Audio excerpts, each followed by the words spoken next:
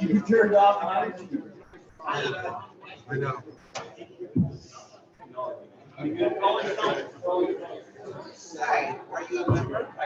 Okay. All right, we're going to get started here, folks. Thanks for coming out. I know the weather got really weird there this afternoon, but thanks for coming out to our first meeting of 2023. We still have more folks roll in, but we're going to go ahead and get started with our public administration announcements. I know we're still doing double checking to make sure that we have a quorum. So I'll go ahead and start off, and if you don't mind joining me on moving.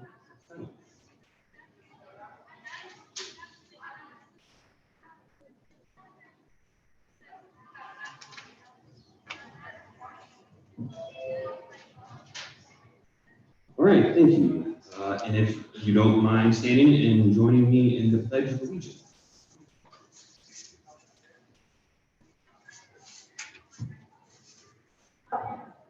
I pledge allegiance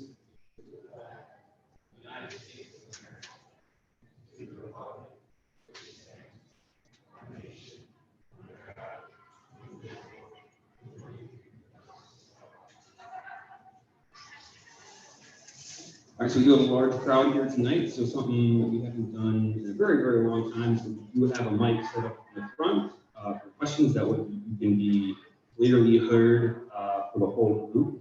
We'll like start a line once you do miscellaneous items. All right, if you have any mobility issues, just raise your hand, let me know, and we'll get you added in.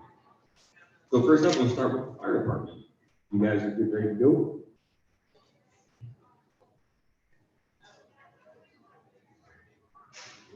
How's everybody doing today? My name is Tom, and in case you're unfamiliar with us, we're with Engine 49 over there on Francis Street behind the library. We're kind of I'd say moderately paced, not busy company. Got an ex-firefighter right here in the front row. Anyway, I think for this week of January, the first 2.5 weeks so far, we've done 116 runs already. Anyway, just wanted to talk to you briefly. I feel we kind of bore you guys to tears every year with the same talks about, winter safety and heating devices and whatnot. And then the same thing in the summertime, talking about heat emergency. So let's talk about something a little more current here. The benefits of CPR, especially bystander CPR, because usually bystanders are the one to get to a patient first. Everybody sees the Bengals game a couple weeks ago when the Buffalo player, Damar Hamlin, collapsed on the field and was clinically dead. So, early CPR, early defibrillation saved his life. And that's where you guys come in. If anybody here has never been CPR certified before, strongly urge it. Let's save lives. We've got the American Heart Association, back right direction, 5211 Madison. I don't know if you guys have seen it. It's kind of on the lower level of the businesses behind the nursing home there, behind Indian Springs Nursing Home. You can access it either from Absent Place or Expressway. Anyway, but yeah, what CPR does is it prolongs life long enough until medical help can get there. So the patient can get there until drugs can get there. When you're doing CPR on a person, very, very rare that somebody's just going to wake up or suddenly get a pulse back. That's not what CPR is for. You do CPR to keep the heart pumping, to keep the blood flowing. And when we do that, it prevents brain damage, it prevents heart damage, it greatly increases the odds of that patient walking into the hospital. So, like I said before, if anybody here wants to be certified or is interested in being certified, it's an easy course. Only, what is it, 2 hours typically. And then you can stop in with the American Heart Association and get that finished. Anybody have any questions? All right, too easy. Appreciate you.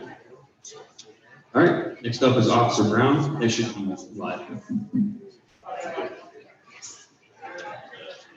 Officer Brown, this is to interview for Knoxville, East End.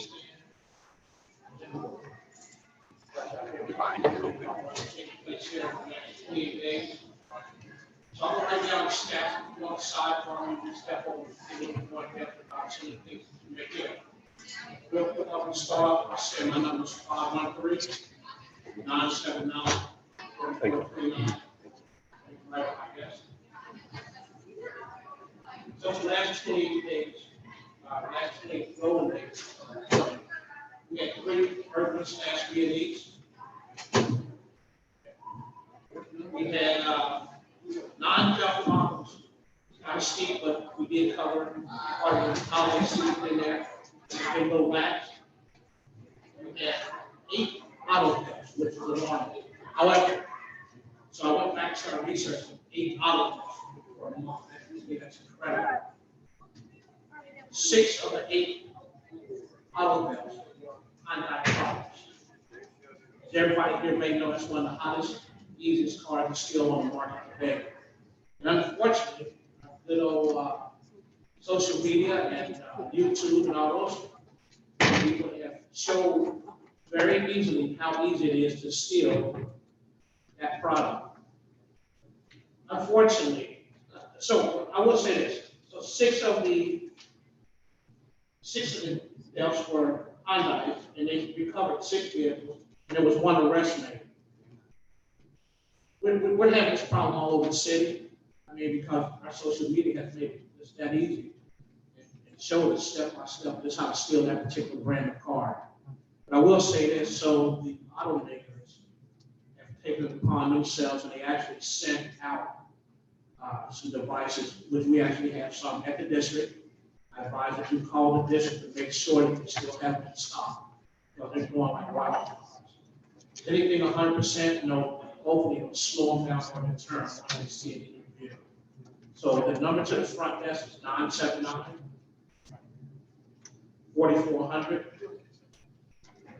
If you don't own that product, but know someone that owns that particular product, Hyundai, Kia, I can call the district to see if we can get some devices to slow them down, if not to turn them stop. So one of the theft models was actually a gun car. You have to be very mindful about the products that we're leaving behind as we go anywhere. So just be thoughtful, because now there's another gun. Like we need that in today's society, today's climate. There's another gun floating around. And more than likely, it's probably some young person that's holding it. So I'd say that we'd be mindful. Summer's approaching. Just get a game face on with summer and try to slow this down and curb these numbers. Any questions for me? Yes? Is the security device just for the Hyundai, or is the security device just for the Hyundai or for any car? So that I don't know in particular, but I will just tell you that that manufacturer sent them, but it's not to say that it won't work. I'm just not sure. Call. Okay, any other questions? If not, I think we did have to phone in Sergeant Sellers, Officer Brown's boss. So she had an announcement a message from the chief. Okay, she's. Hello. Go ahead, Sergeant Sellers, if you can hear me. I can hear you. Good evening, everyone. I just wanted to extend an invitation. We were contacted by the chief's office to choose a neighborhood that she could come to and talk with the members of the community. Do you hear me? You hear me? Oh, Hold on, sorry. okay.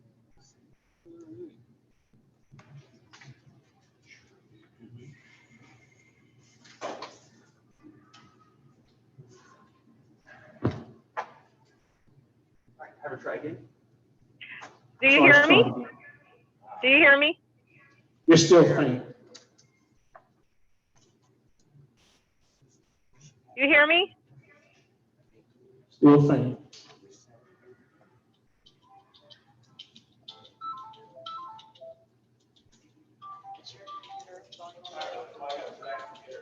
Yeah. Hey, Karen, Yeah, go ahead. you can. You hear me? Try now, sir. You hear me?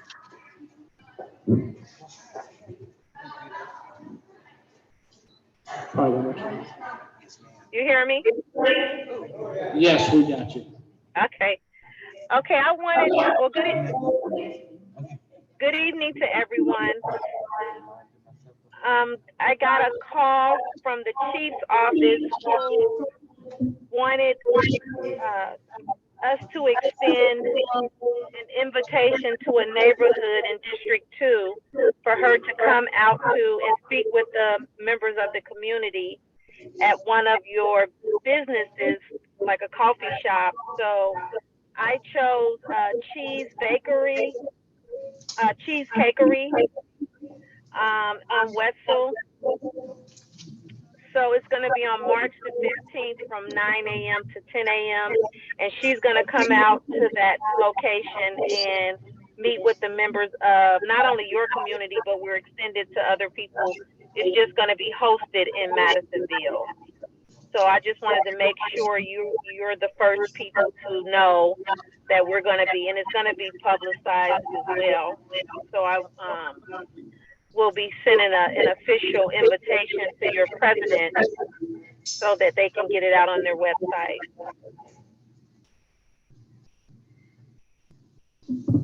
All right, thank you very much. It's an exciting announcement. It's good always having that engagement. It's really important in the community. All right, so I have been notified that we do have a quorum, so I can officially call this meeting to order. And unless there are any objections, I'll approve the treasurer's report for filing. I do know that moving on to the rest of our public administration, I know our library branch was not able to make it out. They sent an update though to let me know that they're still working for their new location. They're still having issues, an electrician to install their electrical panel in that new location, so they don't have a specific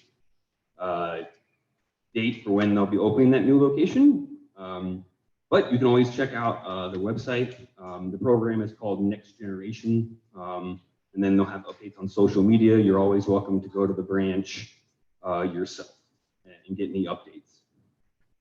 Not seeing any other of the schools. Let's see. Brian from our local rec would be our last person from the public administration.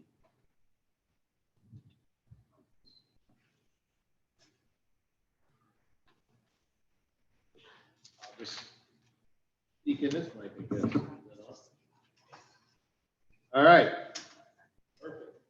So this Saturday we have a volleyball tournament that we're hosting here at the rec center on Saturday and Sunday.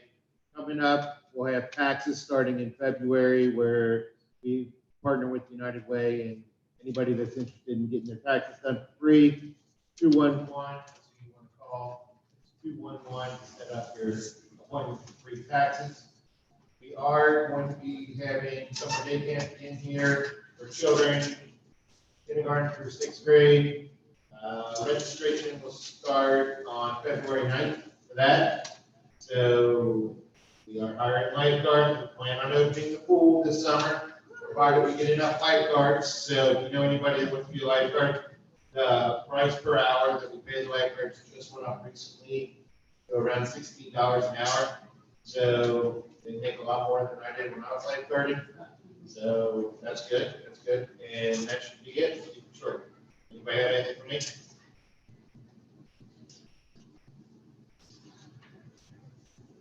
All right, thank you for that. So I do, to save time, I took off the president's report that should be up front. One thing I do want to highlight is, so you have the neighborhood support program. That is a program that exists for 4 years here in the city of Cincinnati for help with events and organizing for community councils. And so there's also this chart. This is an example of the type of things that are acceptable for us to apply for.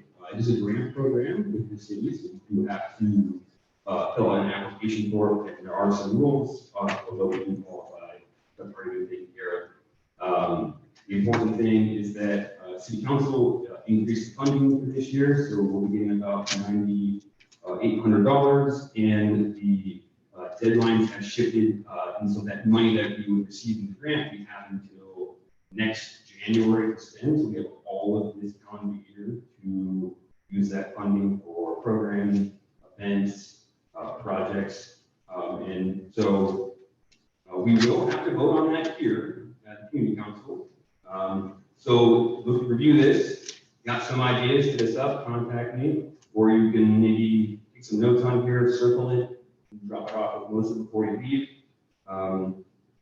So last year, you did apply for funding for our newsletter, which we do distribute by mail to every single residential address in the neighborhood. And then we also had money for the beautification committee's planter program, which are those nice, beautiful planters you'll see around the neighborhood. Looking through here, just a bunch of updates from previous meetings, in case you were interested.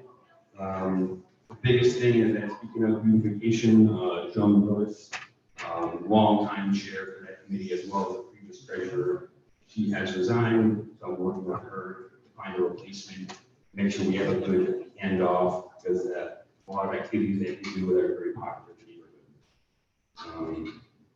So if you have any questions or what was on that, let me know. I don't think we have any reports from any of our active committees for this meeting.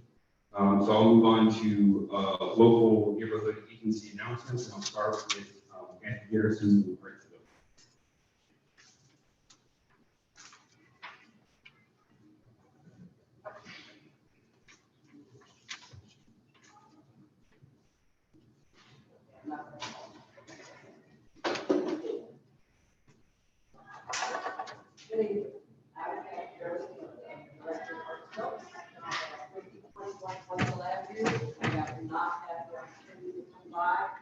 We'd love to have you show up what we can. Beginning in February, starting on the 11th, we are happy to announce that we have partnered with the bar in Miramont. We received an Arts Council grant, and so we'll be doing a series of 10 Saturday morning films. We're calling them the Around the World Animated Film Festival. They are animated films from all countries around the world. We'll be doing conversations with our kids after the movies and a little bit of pizzas and the cartoon play. So bring your kids, bring your parents, come on out and enjoy Saturday morning at 10 o'clock. I think it's 10 or so. Come out and enjoy. On February 18th, Playhouse in the Park will be there with their performance of Stella Luna. Tickets are available for that for the adults of 7 and kids of 5. That will begin at 2 p.m. on February 18th. I have left some flyers out on the counter, so if you want to grab a flyer, yeah, I'll put it for you. On February 24th, we're doing our annual fish fry. That is our big fundraiser for the year that helps us fundraise for the summer. For our kids who need to stop by, grab a meal, and look at you.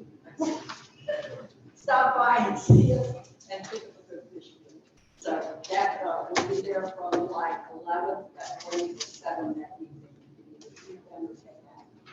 On March 18th, Queen City Meeting will be back with their spring performances, and they will be there at been like 5 o'clock, 7 o'clock that evening. So if you haven't been by to see the Buck Ridley, you're missing a real treat. Come in and see us. Tickets are always available at Burnsville. And so just drop by, give us a call. Dr. Left Myers down. Any questions? All right, you're good. Thank you. Yeah. All right, thank you so much. Come see us. All right, I think the only group left is Imker, Naima Clark, president of the board. And while she's walking up here, we'll go out by our joint Parks, Recreation, and Education committees will meet on January 30th at 7 p.m. at Element Erie. So if you're interested in getting involved, the early plans for our summer event series Tuesday at the park. It's the moment. Go. A few announcements from Imker. First exciting announcement is Imker partnered with the port and Cincinnati grade 9 new homes to Madisonville. So I have a flyer here with that information and I can send it in the back. These are homes that were built through a program called NOFA, and there are going to be 9 single-family homes. All of them will have 3 bedrooms and baths. They're going to be available to households earning 80% or less of the area of median income. So they will be income restricted. In case anyone's interested, 80% AMI is $53,500 for one person and $76,400. Interested buyers will have to take a home ownership class, or should take a home ownership class at Working in the Neighborhood. The information, website is on the flyer here. And for more information, you should contact Rob. And her number is on the flyer. Stabilization of 6012 Madison, that everyone's going to call it 6012 by its address, which is on Madison Road in the Business District. Stabilization on that building is underway. It includes a new roof, demolition of some of the back of the building, masonry work. More information is at the resident. Imker received a grant, Neighborhood Business District Support Grant of $100,000. We were awarded that grant to help small businesses with the effects of COVID, and we will be awarding grants for outdoor dining and facade improvements. And those applications will be executed. Yes. Finally, if anyone is interested in our email list, we encourage you to do so. We send out a monthly with community events.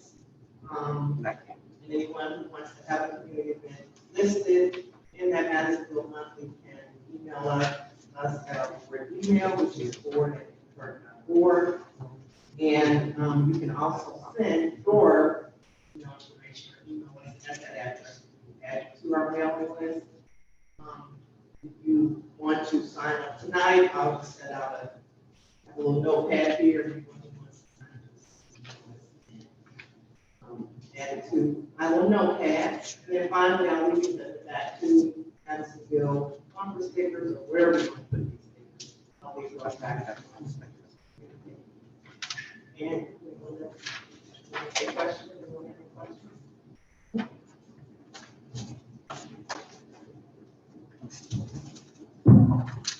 Do you know what the median price is for the 9 houses? We won't know what the price is until construction moves along and they're supposed to be completed. So I don't want to say what the exact price is, but there'll be prices for the.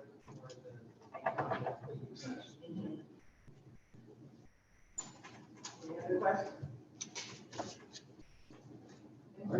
Thanks.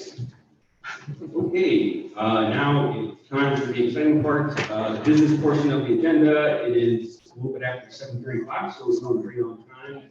The rec center does close at 9, and it'd be nice to get out So what we're gonna do is we're gonna have Doug Mormon and Tyler Watkins, they're gonna go present.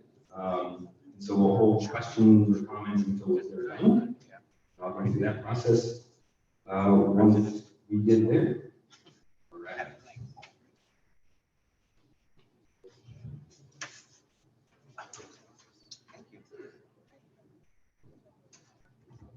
Thank you very much, Carrie, and thank all of you for coming out this evening on a blustery night when we got one season this afternoon, and an entirely different season when we're on the way through this season.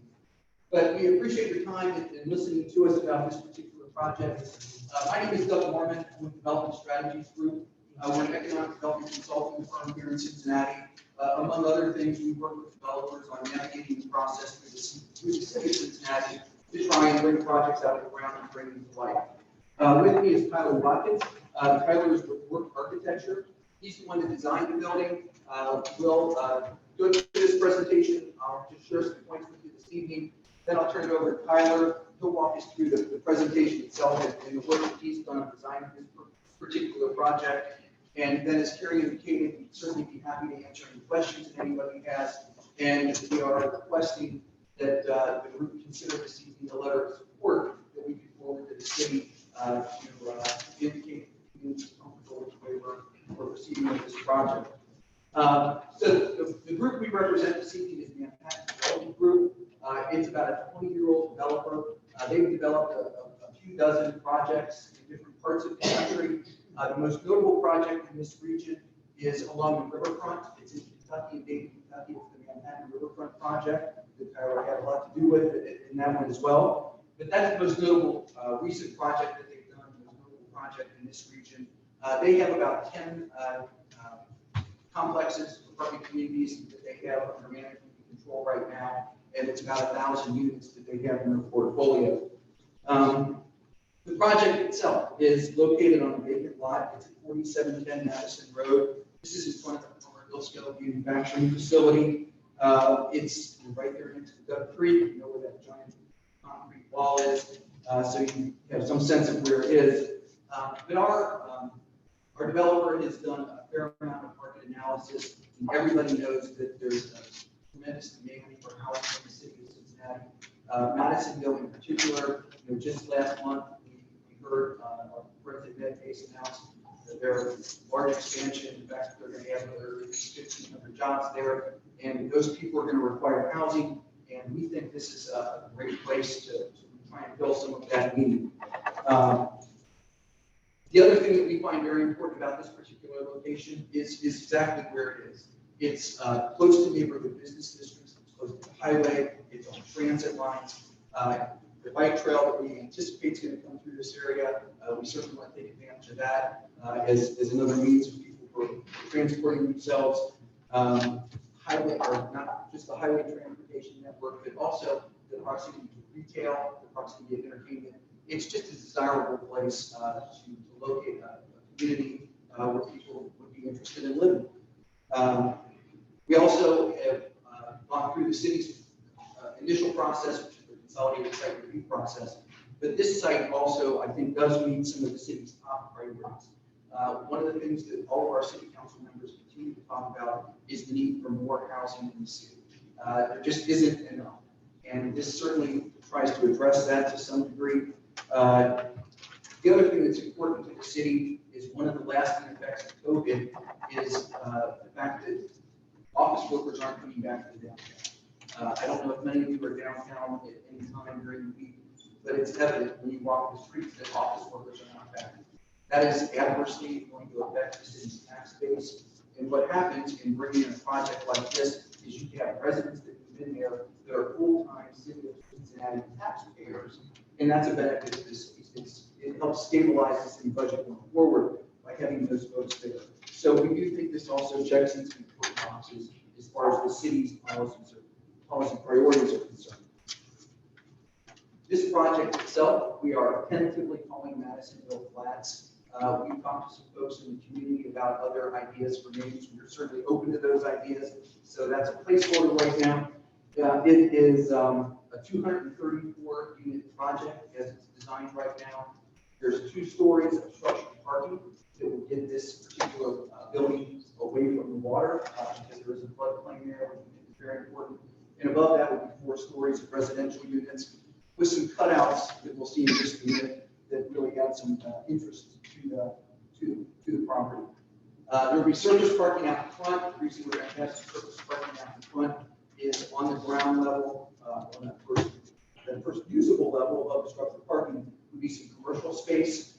We are in some early conversations right now with the restaurant operator. It's not going to be a brewery. We received that feedback when we talked to leadership of the community council. It's not going to be a coffee shop. I know there's not interest in that. We have put some feelers out to not grocery stores because there's proximity to lots of major grocery stores, but something more like a bodega. You've seen some of these pop up in Covington and down in Tusculum. So we put some feelers out to them. We are in some conversation right now with the restaurant operator. It would be a new to reaching concept, and we think that may be, we'll see what happens as things move forward. Let's see what else do we have. Well, the last thing I'll say on that particular portion is we know that this is an important location to the people of Madisonville because this is a gateway to the community. And we reflect this in some of the artwork that you're going to see. But one of the things we're committed to is really trying to put some gateway signage up there that lets people know that they are entering Madisonville. And it's no longer just another extension of Oakland, but you're actually entering into the neighborhood of the city. Just a few more things. Where this project stands right now, we've gone through the city's consolidated site review process and received feedback on that. Generally, things are all in good position with the city, good steps with the city moving forward. One of the things we will have to do is a traffic study. That will depend on the final designs that we bring to the city, how many cars are anticipated, just based on what the final design is of the final product. But we will have to meet city standards as part of that traffic study. So if it requires an additional signal or anything like that, we have to meet those standards. We just don't know what those are yet because we don't have a final design that's gone to the city for that final approval. But we will have to meet the city standards. So there will be appropriate traffic control there and other forms of management if those are deemed necessary. We have made applications to the city for zoning change. That's pending in the city planning department right now. I anticipate there'll be hearings on that. Planning commission will have hearings on that a little bit later this winter, perhaps in the early spring, but that's moving forward. If we do get successfully advanced through the zoning process, when this project moves forward, we will talk to the city about the potential for a CRA property tax abatement. If we do make that application to the city, we will participate in the BTICA, which is helpful to the community because, as you probably are aware, that BTICA is 15% of that new increment that's created by the project. 7.5% of that increment goes to affordable housing fund that the city's created. The other 7.5% goes to a fund that's used for community projects in the neighborhood. Two last points. One is we know that there's an interest in affordable housing in this neighborhood. There's an interest in affordable housing in neighborhoods throughout the city of Cincinnati. This project is designed as one that would meet the city's workforce housing requirement, and that's defined by the city as 80% to 125% of AMI. So that's how this project is designed. It's not specifically designed for an affordable housing as an affordable housing project. We've worked on, in my firm, specifically on some affordable housing projects. I think it's important to point out that those projects require significant subsidy. And that usually involves a low-income housing tax credit. It usually involves additional subsidy from the city. We are not pursuing those at this particular site, but what I will share with you is we represent two other developers that are specifically focused on affordable housing. And what I would tell you is if you can show us sites that you think would make sense for that type of product, that are available, we have developers interested in developing that that are going to go forward, but the challenge is finding the sites. And so I would ask you for that help if you identify sites in the Madisonville neighborhood that might make sense. The last thing I'll say and close with is there is a little bit of sense of urgency here. I represent the developer. The developer has an option to purchase the property right now. They don't own it, but they have an option. That option expires in several weeks. Our understanding is that if the owner of the property has the sense that this apartment project is not going to advance, they're probably not going to renew our option on the property. If that happens, my assumption is the owner would pivot to some other use that's already permitted in zoning, because that's the most expedient use of that property. I don't know what that would be, obviously, but just to share with you, that's the potential out there. So as we stand here tonight, we'd be happy to answer any questions after we share the presentation with you. But we do have a little bit of a sense of urgency to try and get an indication from this group on its thoughts, because we do need to go back to the owner and hopefully try to keep that option extended on the property if we're going to proceed with the project. So with that, I'll turn it over to Tyler. He'll walk us through the designs. Then we'll be happy to take your questions. Sure. Thanks, Doug. I'm Tyler Watkins, partner, founder with Work Architecture. We've been lucky enough to be selected to design this project. As Doug mentioned, the developer in this case is the Manhattan Development Group, and that's a longtime client of mine, which I have to regard might feel a little funky when we talk about the Manhattan Harbor, Dayton, Kentucky, and then leapfrogging across the river to Madisonville and design something. There actually is something kind of unique about the relationship between the two of them. All of Manhattan Harbor, if you drive down Columbia Parkway and you look across the river to the south, you find they brought a bunch of dirt and they raised the floodplain up so that created a new floodplain that made a bunch of developable land that wasn't there prior. Without me knowing, getting deeper into this project, Duck Creek is a river. It's a creek. It's a watershed that actually has similar properties to it that the Manhattan Harbor Development does as well. In that, as a developer and as a construction team, we're looking at significant piering, significant abatement issues, and floodplain issues that's dealt with. So as architects from the earliest stages of our conception, we had to wrangle with this idea of how to develop on a piece of property that really doesn't have many forgiving qualities to it. I'll also admit, this is something we've had multiple meetings with Alicia and the team from the board members of the community council here in Cary, that I've lived here in Cincinnati now since 2008. My wife's from Cincinnati and we moved here. And I did not know that this was in Madisonville. It's a new piece of information to me. This happens to be right on the border of Madisonville and Oakley. It's just really confusing. So points that we take from the team is, I think a lot of people regard this as something of a confusing area. So as Doug mentioned, we really think about the naming of this project, what it means to me as a designer. We're looking for something inspirational to draw for us a reason why this wants to look the way it is, or it wants to have the name that it does. We really do have kind of open ears to this group. And Wes can attest to this as a historic chair. We do have an interest in making certain that this piece of property has an opportunity to serve as a gateway in Madisonville, a new mile marker and placemaker for this community that says, hey, we're proud we're in Madisonville. I learned it's in Madisonville, and I want to be inspired by that. So please, I'll give you my phone number, just like the police officer did. Not now, but come to me and I'll get it to you. You can call me and share your ideas. As an early design director, I'll say, of course, as architects, we have to find things that shape why something's happening. And the floodplain, the fact that there's an environmental issue on a piece of property that was once an industrial site, were really hard pills to swallow for this development. And it has a lot to do with why the first two stories are parking, because we have to get the property out of the floodplain. Now, we want to reactivate that first couple of floor levels, and we'll look at that as we get into this, because nobody wants to live just above a stale parking garage, and we want to address the streetscape as something that's active and people want to visit. We want to be connected to pedestrian walkways, bike trails, so that our property is something that's proud and active. All those are drivers that get mixed into why we design.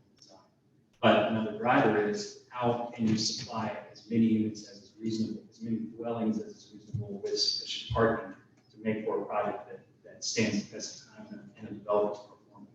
So this, what you're seeing, is a big building. It's a big building with a lot of apartments and an attempt to supply as many parking spaces as the market and for that number of apartments to work.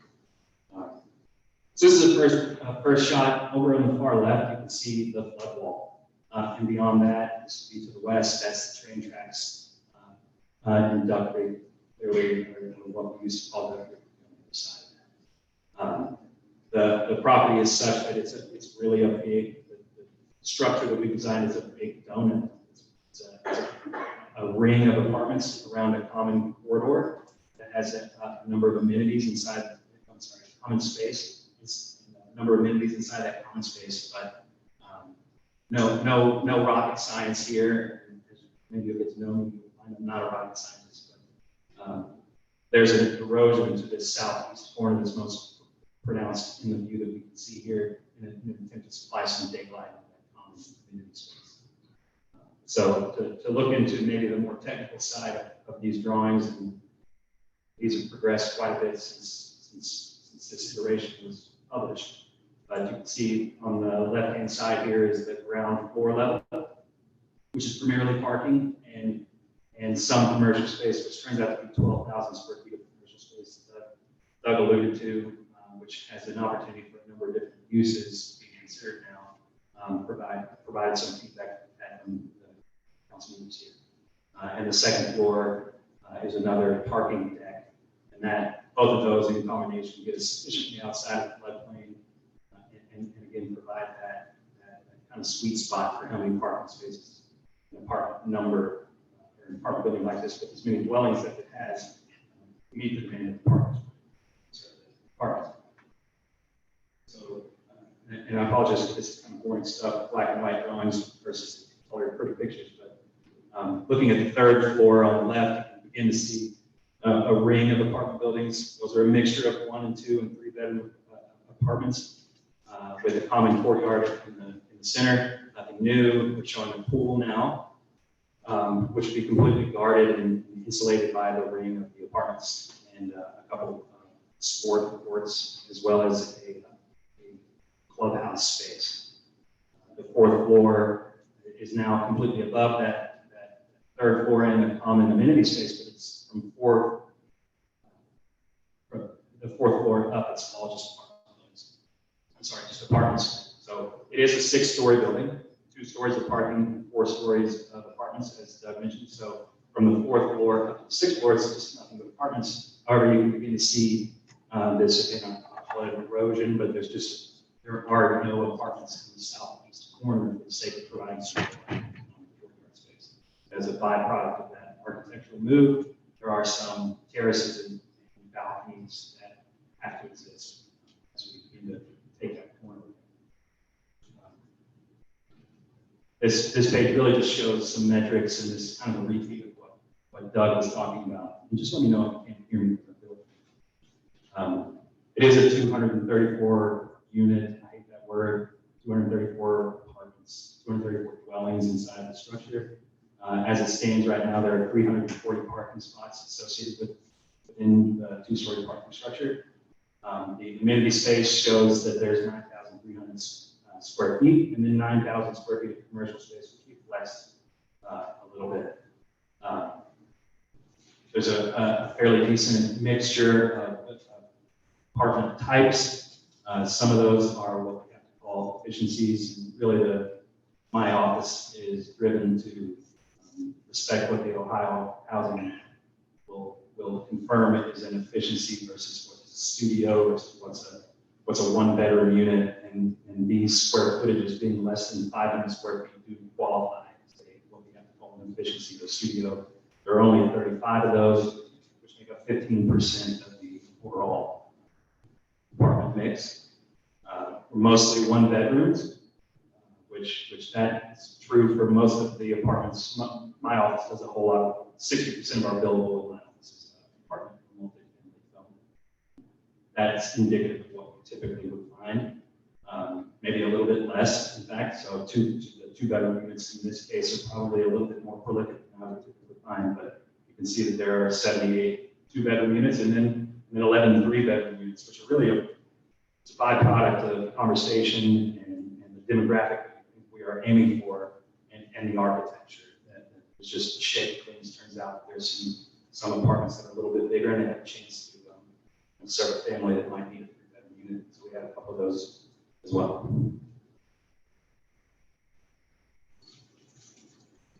Thanks. So we're pretty proud to show this image, and you guys can smack it around some, but it's an example of what I hope to be indicative of the fact that we're all listening and we have open ears. Again, I said that this is kind of a confusing geographic location, and that it does deserve a little chance to be proud about being Madisonville and not just Oakley or another apartment building in Oakley. So we put this illustration together in a hopeful sense that maybe there's a chance to name the development as if it was something that was welcome to Madisonville. We call this Madisonville Flats, but we want to talk about what else it might could be called. Wes and I look pretty deep into the specific history of this particular site. You'll find that going back as far as the early 1900s, there's really almost no data about what was happening here on the Samuel maps. And don't want to speak for you, Wes, but that's there's just nothing meaningful that I can honestly say, like, I want to name this anything that matters. So we're kind of sticking on Madisonville Flats as if it can just be a billboard and welcome to Madisonville. Look at the branding study that was done here in Madisonville as it has some inspiration for wayfinding mechanisms that are linked to the branding of how the logo was developed. Examples of how some art might exist along the off-ramp onto Red Bank versus this side of town. And we as developers, I think, and architects and community at large have an opportunity to now think about what can a significant development like this do to really make a place for pronouncing the term Madison.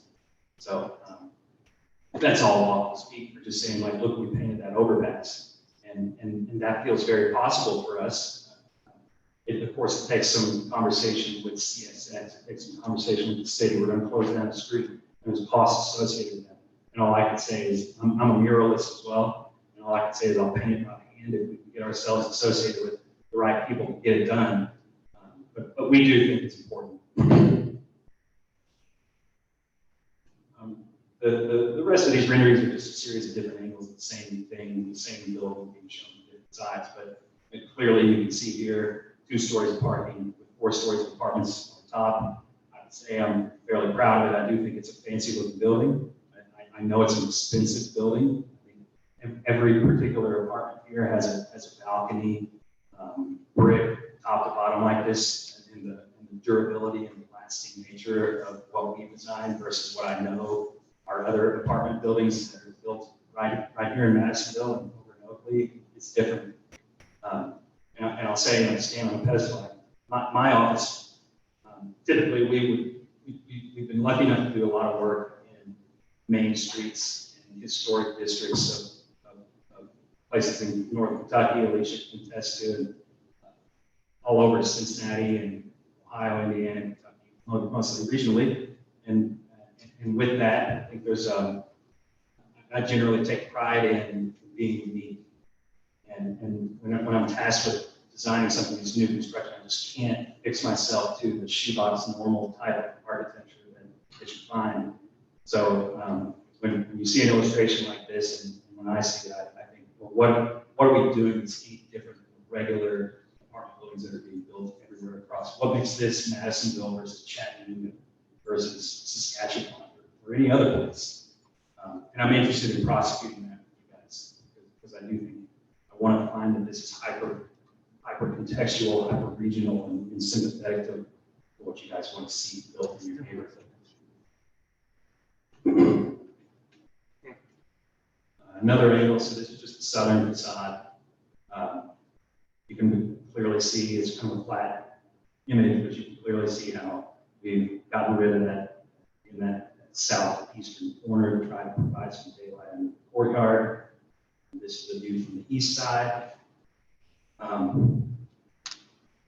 It's a view inside the pool area, having folks swim.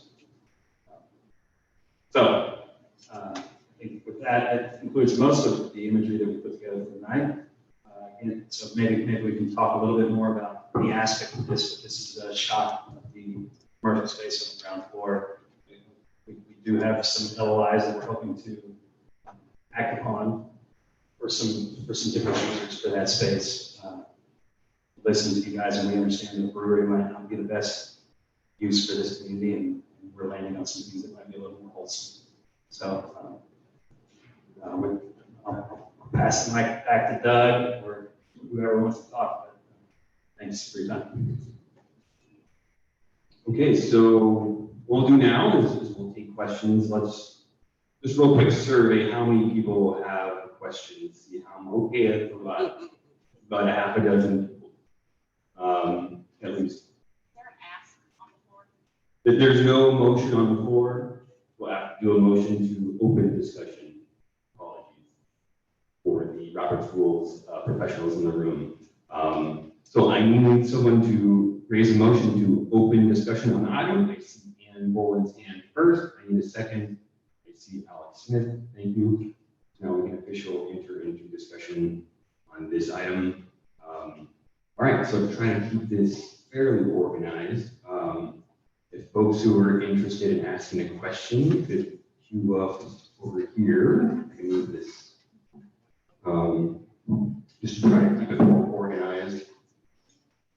Anybody has some mobility issues, please raise your hand. But we'll just go ahead, Mr. Kai, if you want to go. You said something about the CRA actually. Right now, that property pays $120,000 in property taxes. Do you have an estimate of what, when you get the CRA, how much you're gonna pay in property tax? I do not have a specific number on that. It would be dependent on what the final cost of the building is. What are we looking at, a 50% tax on any property? Well, What is the percentage?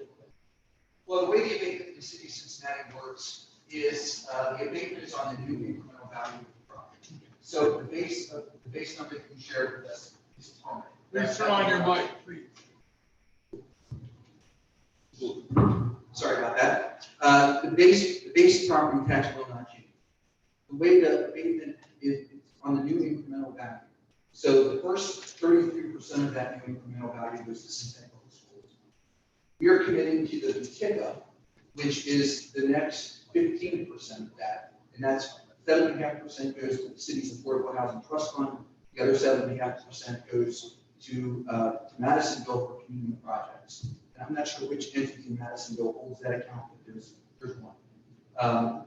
So that allows 52% that's available to the developer is what's abated, and that abatement is typically 12 to 15 years. So that's where the money will be. It's roughly a $60 million investment right now, and you can extrapolate from that. But I don't have the exact number for you in that month. So you're saying the services that the county, MRDE, children's services, they won't get any additional revenue? They do not get additional revenue for 15 years. But once the abatement terminates, they pay the full property tax. Okay. Second question is, the traffic coming out of the building, you got a right turn, you got a left turn. How are you gonna address that? You're gonna have a traffic light there? I know you're talking about the city engineer, you're gonna have to weigh in on that, but that seems to be a major problem, getting out of the 234 people. That's just a question. Yeah, well, what we will be required to do is conduct a traffic study that will be done at our expense. The city has to approve the findings of that traffic study. And what they'll do is look at traffic counts on Madison Road. They'll do projections about cars coming in and out, what the projected times are that cars might be coming in and out. If we have a commercial space, they'll factor that in as part of that. And the traffic engineer that we contract with will say, these are the things you need to do. And we don't know what that's going to be yet. It could be a traffic signal, it could be, I don't know, but that's what the traffic study will tell us. Okay, and finally, that area there used to be a printing company there at one time. Printing company, yes. There was. And there was some remediation done. Yes. Why is there a amount of dirt? I mean, that's new dirt was brought in. That's not dug up. That dirt from the development next door, I think it might be from that retail center that's one in next door. that I don't know Do we if have that's- a clear, Was it before that? I don't know where that. I think it's from when they did the cube thing across the street, actually. Oh, okay. I don't know where that. we got clear bill of health from EPA, we got clean bill of health from We will EPA. have to have a clean bill of health from EPA, if there's any other remediation that's necessary, we'll have to do that, especially because it's a residential product. And we're going from what zone is what? We're going from light industrial, right? Right, light industrial, it would be a residential zone. Right. I have been corrected. For the record, I need to ask for a motion to discuss a letter of support, specifically their request to change the zoning from manufacturing to planned development, correct? And for a commercial residential, commercial abatement, commercial tax abatement. Okay, so that's the official wording of the motion. Do I have Alex Smith and a seconded by Ann Bolin? Okay, for the record. Thank you for that, Robert's rules. And so it's everybody one question at a time, and we'll make sure we can cycle through everybody. Thank you. So my question's already been answered. Pretty impressed company. But have you done a ground study yet? Ground study, the EPA requires For the contaminants that are in the ground? Yes, there has been a phase one report initiated, and I believe that was actually, it's a condition of closing on behalf of the owner. And there are some contaminants found within the dirt beneath the property, which is part of the reason why you do see dirt out there. So proper remediation tactics do have to be taken into account, which is kind of a bifold effort. And as I stated earlier, the property itself has to come up higher than what it is now, just for the sake of getting that floodplain significantly, as well as capping and remediating the dirty soils. Both fairly costly pre-development efforts that you don't typically find.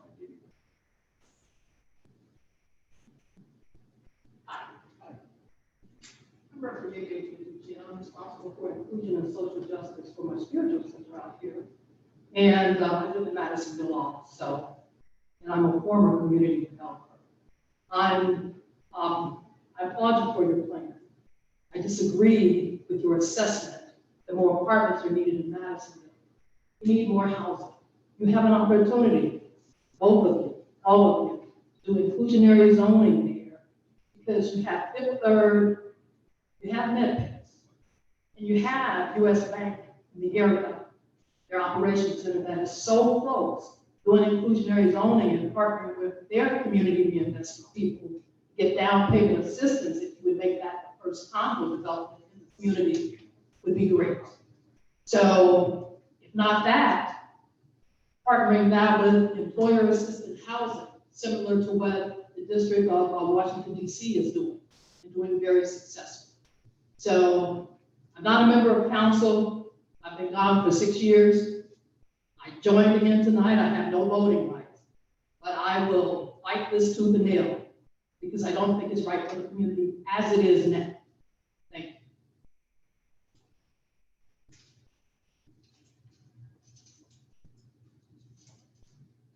This one's simple, kind of where you're gonna address, but like traffic wise, one entrance, one exit, kind of just like it's shown there. And thank you for pulling that up. It was what I was gonna ask to see, just kind of relative to the other businesses. So it's what it's like you guys, the pregnancy center, and then the car wash, right? Yeah. And then, so like aesthetically, you said, first off, I think it looks good relative to the other new buildings in the area. There's the one of the radio buildings, technically, that would look like the brick wise, I mean, kind of matches. Goes with the area, I think it looks good. Signage wise, that like little retaining wall that you said you were putting in front, you guys said you were thinking about putting something up like welcome to Madisonville. That's actually the flood wall, which is. But either way, painting it, decorating it, signifying it in some way. That's definitely desired, so. Cool. Thanks. Concerns, Mike? Madisonville had a lot of people coming in and developing. But the people here with homes will be developed. And you just can't city at city. Now, a couple weeks ago, the city raised the taxes, stated they promised that they would abate some of the money from the stadium. But they used up all the PPP money that Biden gave it away. So they said, we're gonna take that money away from the homeowner. We're gonna charge them. So in other words, they lied to us. And then that. So I know you said APR was 8 to 120. Probably nobody in here can afford it one apartment. Okay? One bedroom, you didn't say how much one bedroom, two bedroom, or three. Now, if somebody making $70,000, $80,000 here, it becomes even harder for them to own one of them apartments. We need somebody to help keep the people here, because that building will affect my taxes if I own the property here, and I don't get a abatement for 25 years, 15 years. Tip money out of the taxes that we just paid for this year. That money goes into the contract. As a homeowner, you don't get nothing for buying a house and maintaining it here in Madisonville. So we got a problem with the contractors not thinking about people here in the city. And the city is doing criminal action to degrade the neighborhood and that. So what we need to do, contractors got to be more concerned about what they're doing. You'll make money, your family will make money, you'll pass on wealth. And people that own property here won't be able to pass wealth, because after a while, you won't be able to maintain that tax. You lose it, your family don't get it. So we got a problem. Contractors coming in, get what they want, then never come back. You welcome your family, but these people here, you understand it, you ain't pass wealth, you ain't got nothing. You got no taxes, you got no property, you got no stock, you ain't pass nothing to your family. So y'all got a concern, but the city is basically the criminal. They redline Madisonville, the bank redline all the poor neighborhood. And now we got Savior. I can't afford it. I make about $80,000 or so. I can't afford it. One of them, one bedroom be what? How much would it be? Again, we don't have a specific number, but I would tell you one bedroom apartment would probably be between $900 and $1,100. Yeah. Just the way the math probably work out. So if I got a house up here, I paid $881. So I won't be able to pay for that. So we got to get smarter. We just, okay, anybody that comes to the neighborhood are interested. And that's dumb. We got a group of people that dumb enough to vote against themselves and just happy because somebody looks like them. So contractors have to be better. And the city should know that. But they give all the money to the contractor, abatement for 15, 20 years. I gotta pay, and they won't give me $1 to paint my house. But tip money will give you billions of dollars, and you got nothing. Real quick to clarify, they're not asking for any tip money, is that? No, there's not a tip request as part of what we're asking. Okay, so that can check it. I can tell you, we will not ask for a tip. But we are very likely to pursue the property tax abatement through the CRA. But I can't. Well, I understand, and So we gotta be even on both sides. I appreciate what you're saying. I mean, some of those are policy issues, and I know the council members make their way to these meetings from time to time, and some of those are policy issues. We are trying to be responsive to what we see as some of the policy direction from the city, and part of that policy direction is increasing the number of housing units in the city, and part of that is trying to hit various price points. We're not dedicated to an exclusive luxury product. We're working to meet those workforce numbers, and I understand you say those numbers remain high. that that's what the city's policy is, that's the direction we're given. And so we're trying to push in that direction. Yeah.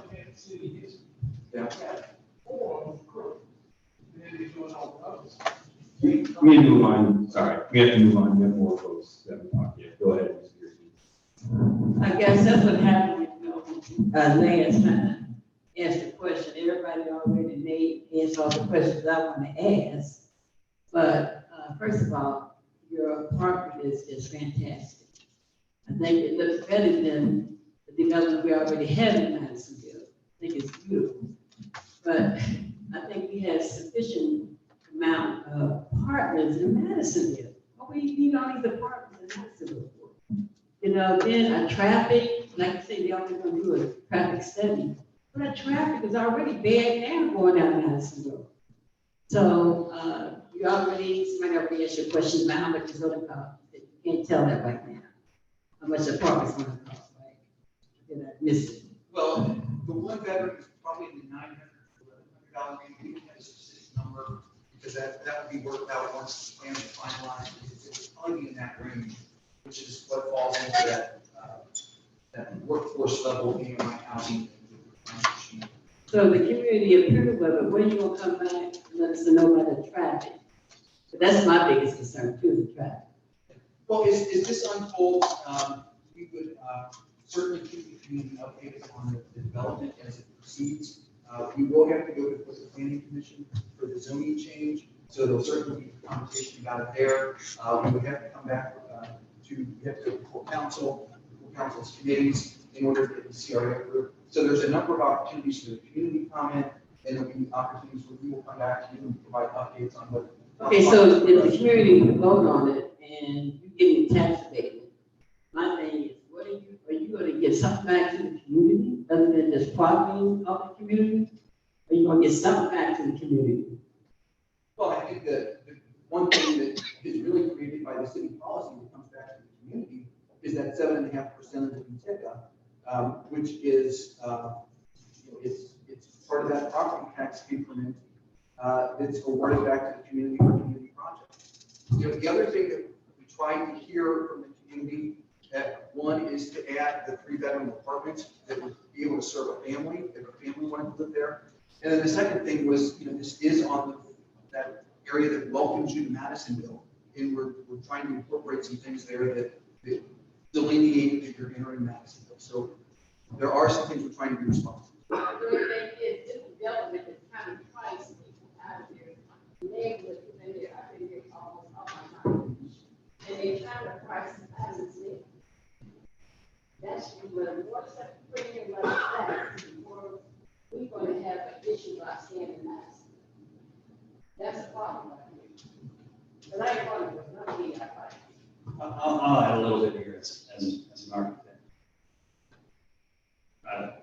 Try to remove any contention with what I'm saying. This piece of particular property has never really been anything but an industrial site with environmental issues that are dirty in the floodplain. All of those are difficulties for development that you can look at a lot of development on River Road, and what Eli's, those single family homes that exist in the floodplain. You can look across the river in Manhattan Harbor, where our experienced developers doing similar things in the single family homes that they're building there are $1 million. They're $800,000 at a minimum just to begin, because it costs so much money to have to remediate the environmental issues and get those buildings out of the floodplain. So I really look at this as a single family development. I just know it would not be a product that's amenable in this room. And just building on what Tyler said, you'd have to build the house on piers. And even with the remediation and capping it, I don't know that you could build a single family house there. It would probably have to be on a slab at the very least, because of the past environmental issues. What will the experience be like for the bicycle and pedestrian traffic, both for the people that live in these apartments, but also for the neighborhood? I live in a house near here, and so I walk down that road a lot. Will the sidewalk be improved for this pedestrians walk? So yeah, what's the bicycle and pedestrian traffic? Yeah. So we were made aware of cycling as an important matter for draw here by way of what Alicia and her team told us, and it's kind of like, after we had already drawn what you see here, the civil work is still civil engineering work is still being needed. But it's definitely something that we've considered as important. I understand that the Crown Trail is still being worked out and there's a chance to connect this, and we want to, why wouldn't we want to see that if we can land on a significant amount of dwellings here, that those folks have access to that.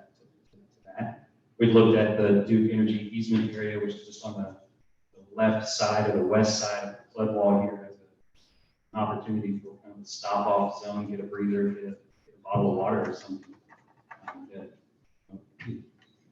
I hate to commit to anything that's built high in the sky, but it's a busy road and I tend to get blinders on when I'm driving through there.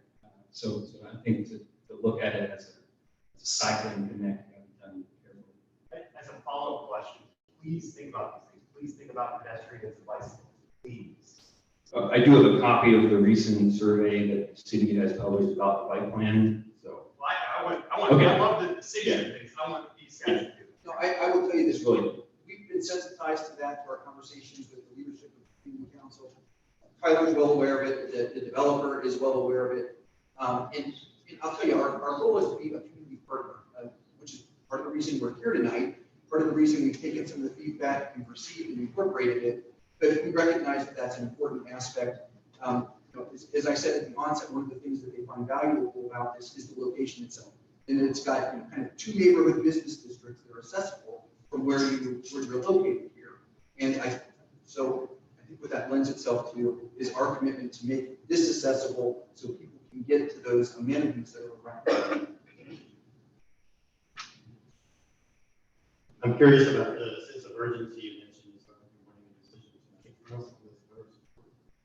We are asking for a decision this evening. As I shared, the developer that I represent does not own the land. He has an option on the land. The developer, the option expires in the next several weeks. And our impression is from the owner of the property that if the sense is that the community is not interested in an apartment community here, that they will probably not renew our option for the property and the owner will pivot in some other direction. I'm curious why you have some of this. Well, it's really been a matter of developing the project and getting it to a point where we were comfortable bringing it to the community council. We started talking with leadership in late fall about this, and it's just the way it's unfolded in design development, and when we were ready to take things to the city. I would request we could have a 30-day period of time asking civilian questions, getting responses, and reviewing them, so we can inform decision.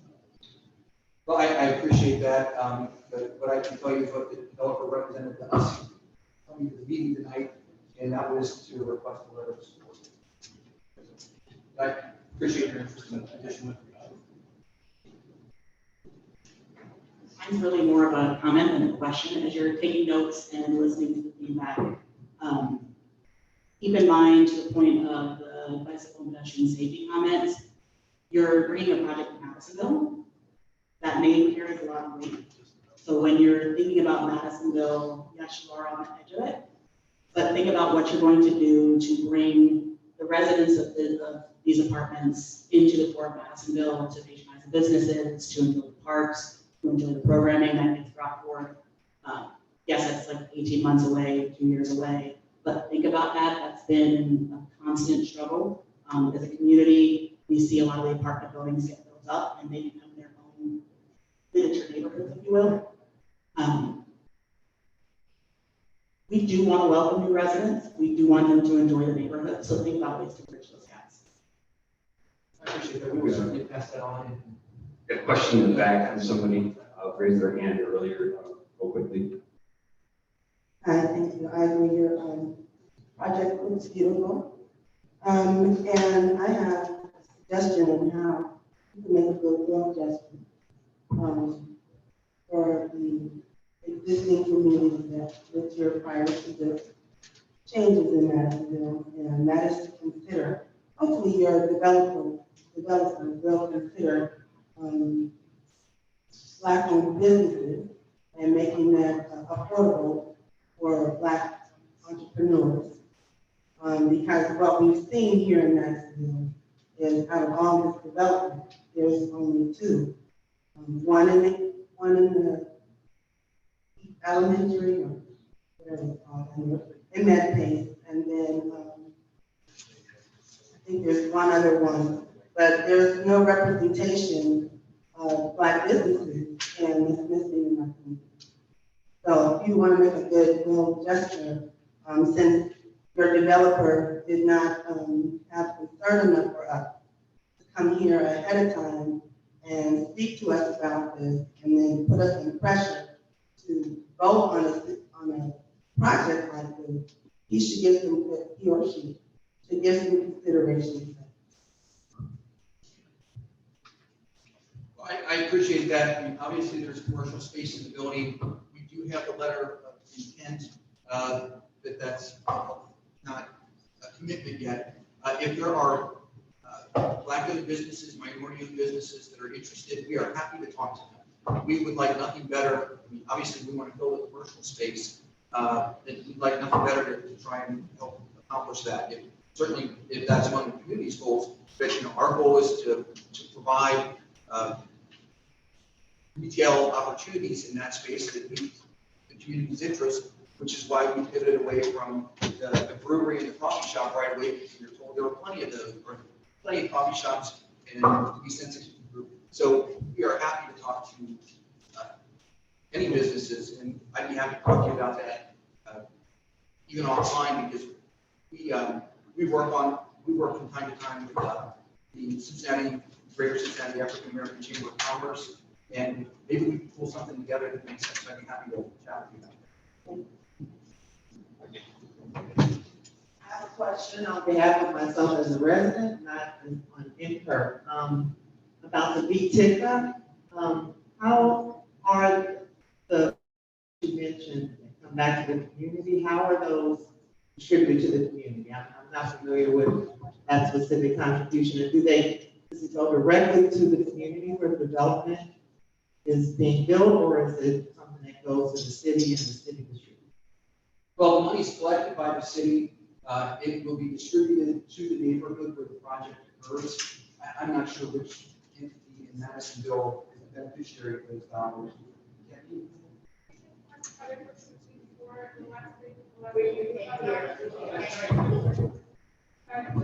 Having worked with them before, I know that they were looking to find a nonprofit partner to administer that fund for all of the neighborhoods.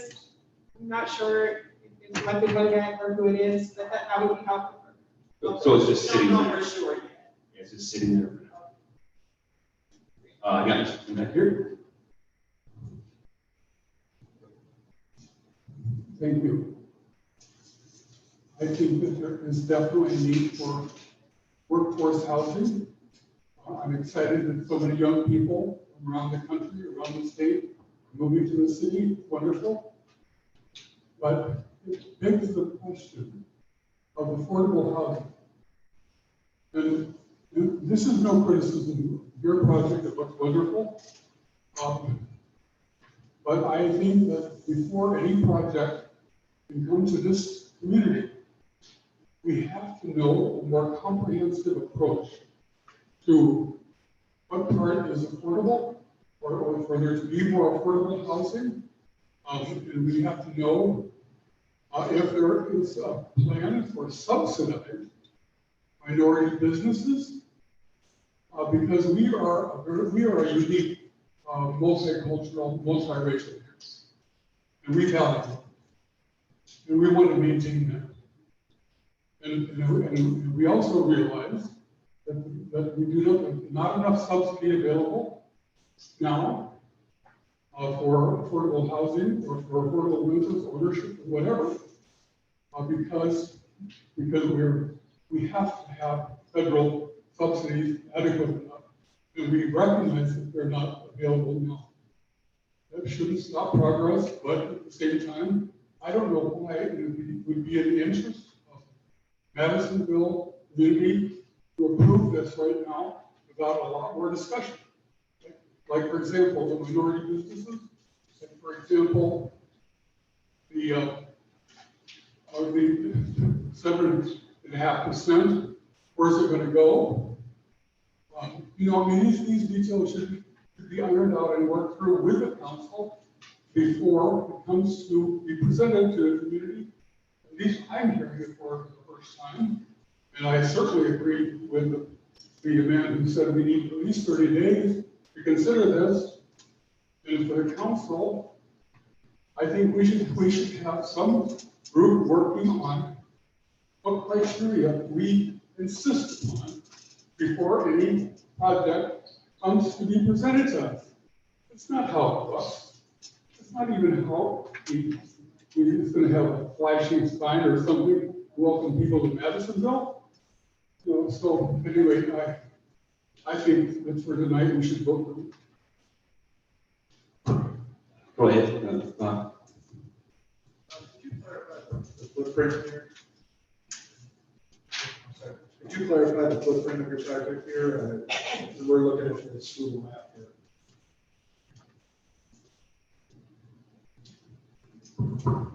It's essentially everywhere you see is brown.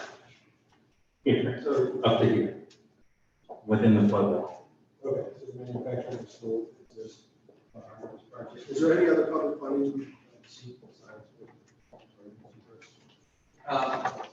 There's not any, I don't think there's any other funding in my secret, grant or anything like that. There is a program available for the authority, that has to do with, sales tax on some of the materials, that's separate from it. Okay, and then lastly, we have a bridge, a vessel within Madisonville, painted on, it's not up really well. Would you guys finance that, so you probably have to work with Oakley to get Oakley on the outbound and then Madisonville inbound? Well, I think that the developer has suggested to us if we can get permission from CSX to encroach on their bridge, that he would pay to put the sign. Like, yes. The sign for your property, or would you be okay with just in Madison? So on the bridge, right? No, it's not, it wouldn't be a sign for our property. Okay. It would be a Madisonville sign. Or sign which would be on the property side. Just to clarify, the floodplain concerns, like how does that work? Like you guys have to pay flood insurance, if these were owner occupied, they have to pay flood insurance? Yes, without proper flood remediation tactics, you would have to pay flood insurance. As it stands, the building is beneath all PFE base, the grass, the dirt that's on the piece of property now is beneath base flood elevation. With or without the flood wall, it's still beneath base flood elevation. In order to circumvent the need to pay flood insurance, which is costly, you have to raise the base flood elevation up. We talked about maybe 6 feet worth of more dirt brought onto the site to get it significantly out of the flood. Another thing to consider, if you're looking at the idea of supporting single-family homes, which I do think is needed here very much, this site specifically, when we're talking about floodplain insurance, there's also the cost of the homeowner. If you've ever purchased a home in a floodplain, you will be aware that the cost for the floodplain insurance is astronomical. Anywhere from $4,500 a year to like $9,000 a year. For many homeowners, that's not feasible on top of property taxes, on top of their normal homeowners insurance. So that's just something to consider. As far as site identification goes, this is not a site you would normally flag for single family homes. Because of the environmental contamination and the floodplain, the cost for just a basic standard home would probably be, I'd say, $400,000 to $500,000, and that's for just like a cookie cutter. If you're looking for single family homes, I think the idea is to find a site we can build at a cost that's reasonable where the developer can make their money, because that's what they're here to do, but the individuals purchasing the home can actually afford them. This wouldn't be an ideal site, just in any community, whether it's not a single or not. I do know some additional context for this site. You can look this up on, I think Courier had an article that, so right here on the open side of the rail line, there's a developer building auto-oriented strip mall, and Swenson's Drive-In. So originally, they announced that they were going to do that over here, do another auto strip mall, and I believe that was within zoning. Not obviously, that was canceled at some point along the way. And in the article, the Courier specifically stated that the developer was interested in the connection that Kennedy has with I-71. And that's why they're building this here on the Heston Road now, because they want people to come off of the highway to shop at their businesses, not anybody in the neighborhood or local area. So it's just an additional public information that you can look up on your own. All right, so I think that's everything. Unless there are any other questions or comments, I have a hand in the back.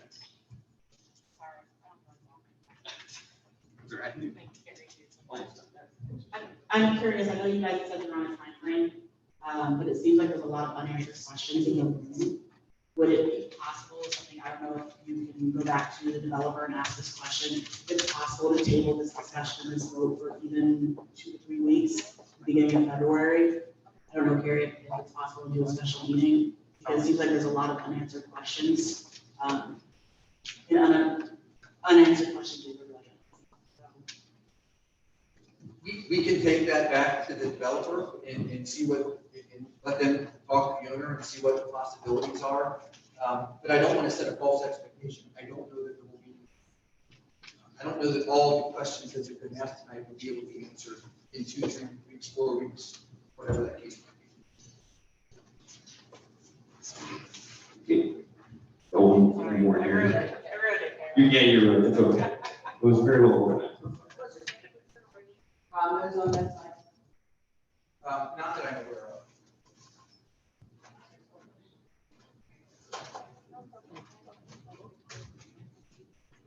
You know, I heard the thing about single family homes, 16 of them have statutory not good people outside, it's uphill because no infrastructure.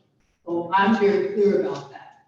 Condos would serve us well out here. Our home ownership rate has dropped, especially for African Americans out here. And I have a problem with that. The tax base on property for African Americans out here, or anyone who lives on a street with $1 million house down the street, it was just built, I do, the taxes have gone up, the property taxes, so we have a problem. I'm saying that I agree that that would be a nice site to build one. Single family homes, to me, it makes no sense as a community developer. Condos, you'd have some of these businesses out here eating out of your hand if they're built right. So if you're with KMK, who's with KMK? Someone in your organization? Well, there's something you need to think about.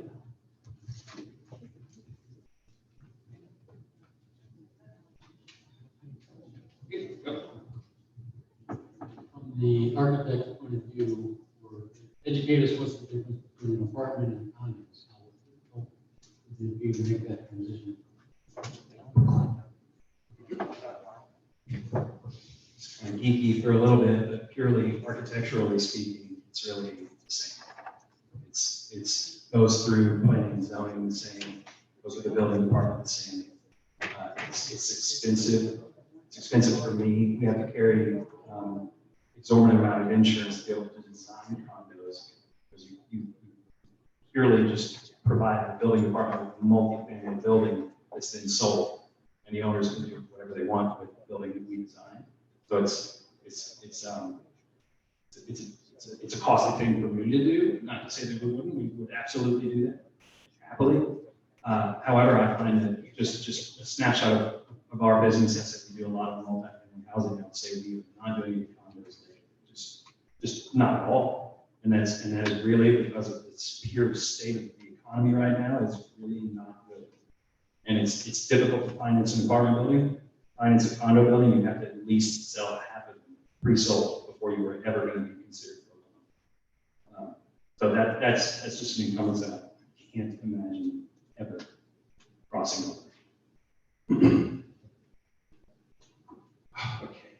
Oh, wait. Yeah, go ahead. Yeah, appreciate it.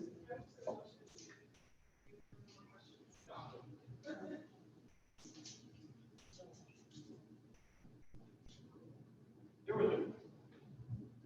was an article written today, Tri-County Mall developer just changed its plans big time because of the economy, because of the interest rates. Now, if we okay the zoning, this is a POD, this is locked in. We're not gonna turn it into something else. We change the plans. You know what I'm talking about, Tri-County Mall? Yeah. Yeah, they changed that today, they changed the plans on that today. And, they state the economy, so things could change between the time. But you get the okay and we start the project, so is this locked in? Well, what I can tell you is if we pursue the PD, the plan development zoning, we would have a plan that the city would approve. I think we'd be able to change the scale of the project a little bit, but I don't think you couldn't change the purpose. Major components could change, but you could change the scale of the project to some degree with the PD in place. Got a question back here. Question is for you, Mary. I believe your letter of support on behalf of the community council states that we give the letter of support. Correct me if I'm wrong. Our letter of support is based upon your presentation to the community council, whatever day it is today, January the 19th. So that, in effect, you are bound by what you presented to us today within a rubber band of Right. And so moving forward, if there's a substantial change to the project, then we would have to come back to ask for a letter of support, or I would be going to the city saying that's not what we go for. Depending on how that plays out. We should say, if you all are in support of this, it's a few specific letter of support, and it nullifies if anything would change, it changes the basic intent of the project. Right. Yeah. So this would be specific to what we're talking about today, nothing else. All right. Got one more in the back.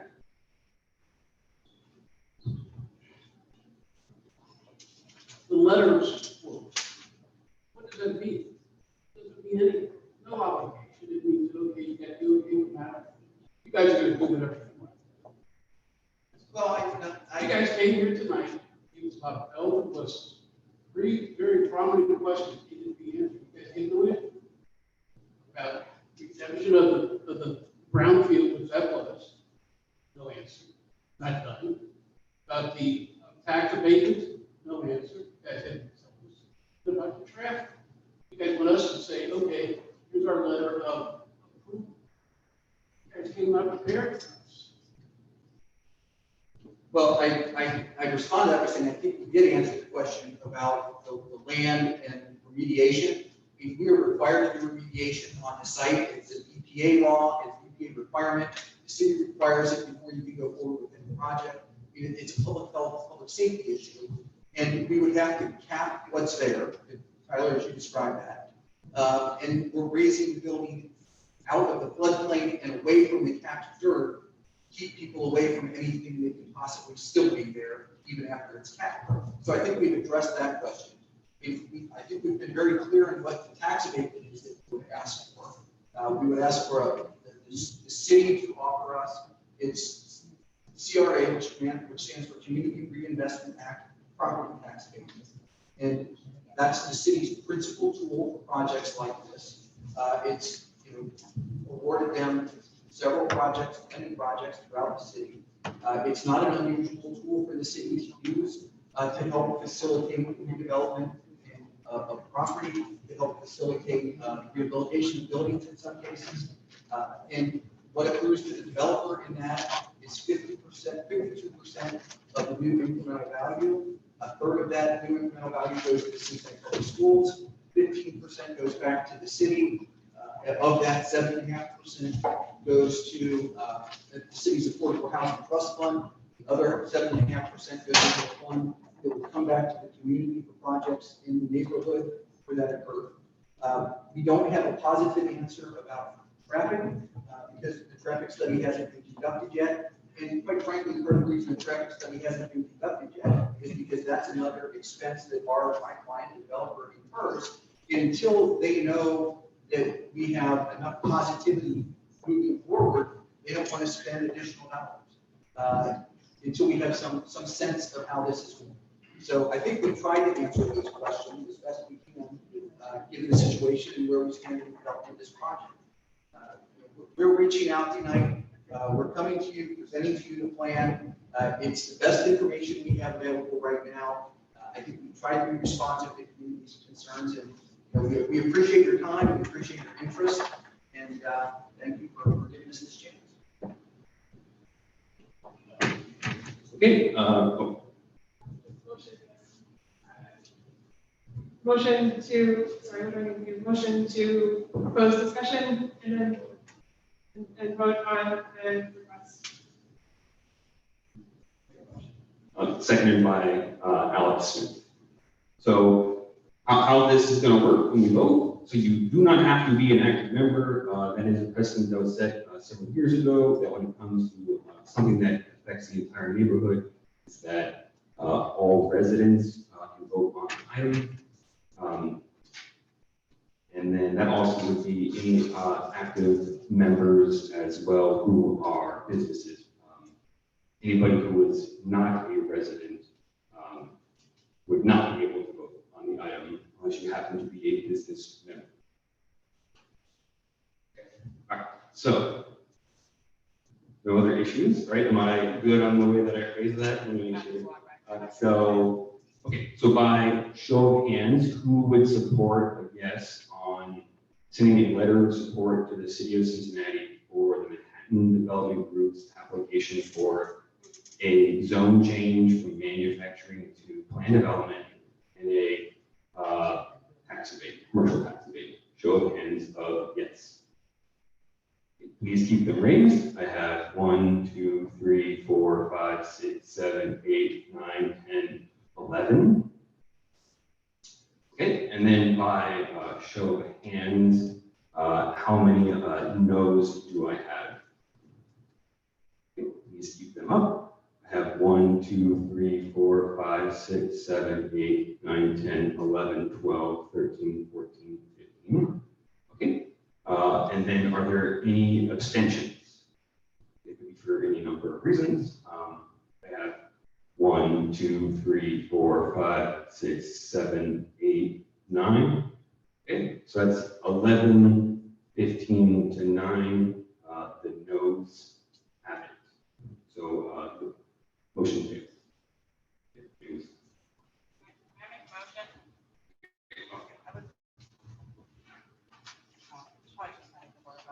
You make a motion to actually bring this to another meeting or continue discussion and answer questions. So the motion by specific date. No, like within the next 3 weeks. Then I'll organize that in the next 3 weeks. Okay. So there is a motion to have a special meeting in the next 3 weeks to address the item again to see if they have maybe updated answers from the developer. Can I get some key photos? Can I get a second? Why not a month? Why 3 weeks? Another month would be this meeting. This would be before the next meeting.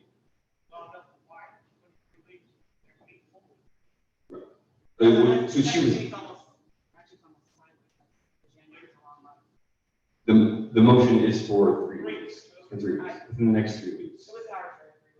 So, and then seconded by Wes Cunningham. Thank you. Okay, so same situation as before.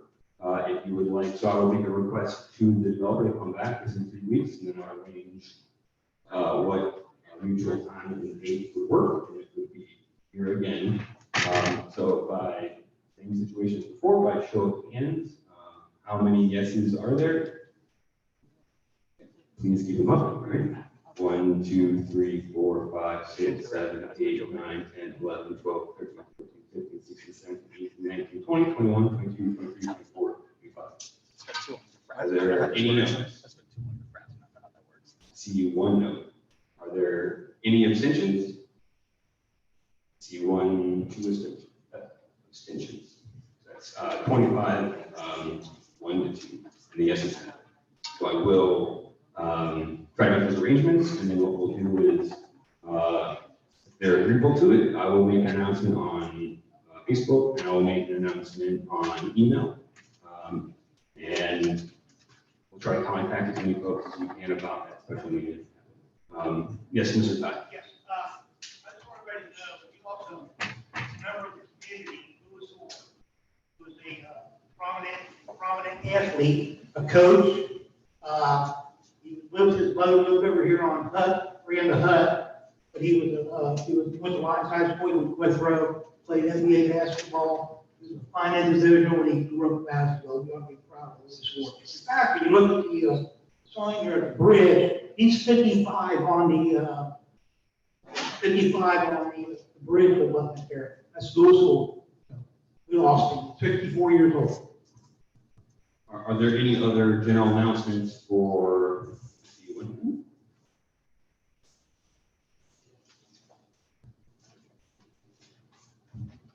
My name is Angie Pearson again, and I live on Madisonville. Last month, we had a young man come to the meeting who had 7th Street shut down. And I don't know how many I know where 7th Street is located, but it's up on Madison Road. And 7th Street takes us all the way across to Rose, to Vermont, to Fairfax, and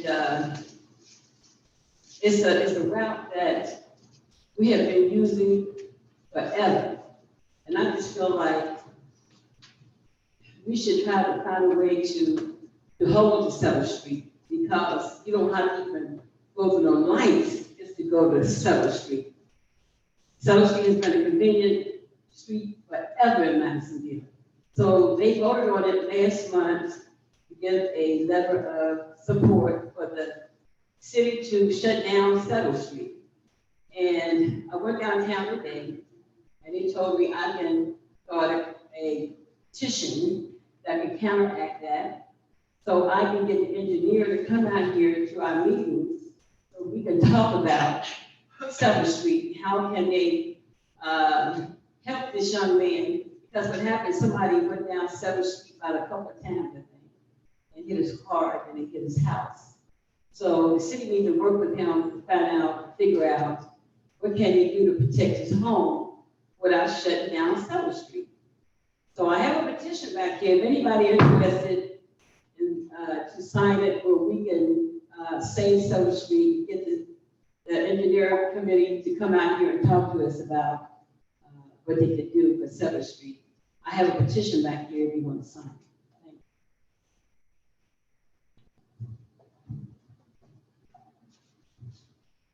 To clarify, that was not last month, that was an agenda item back in the fall.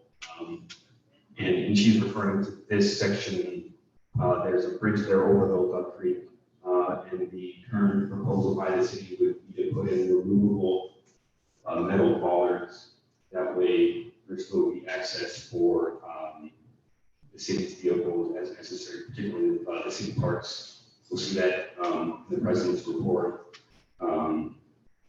And they would still be wide enough so people would still be able to bike through there, or we do have a resident who uses a motorized wheelchair. He still will be able to go through there and walk his dog on the trail. So it's only closing the street to the trail.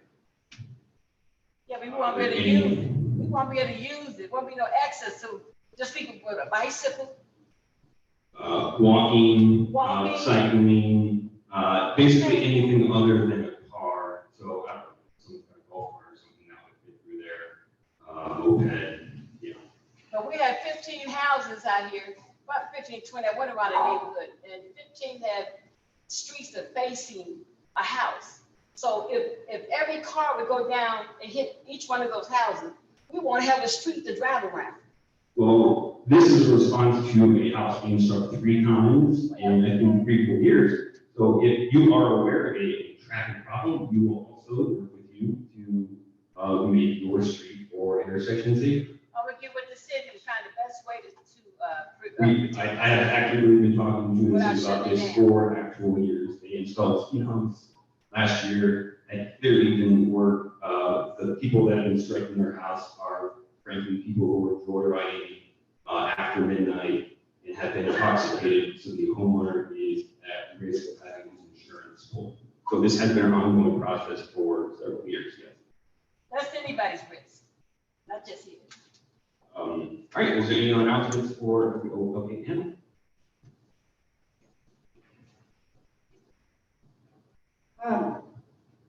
I have been encouraged by many others to offer this proposed amendment to the Madisonville Community Council bylaws. These would go into effect upon passage by the membership at a regular meeting. And according to our bylaws, there is no discussion of this proposed change tonight. But a vote shall be held on the proposed amendment at the next regular meeting of the Madisonville Community Council. The proposed amendment is no person other than a Madisonville resident or the designated representative of a Madisonville-based organization or business shall be eligible to serve on the board. Okay, I guess that'd be a motion to amend the bylaws as such, which does require 2 meetings, that's what she was referring to, so we can't actually approve it tonight.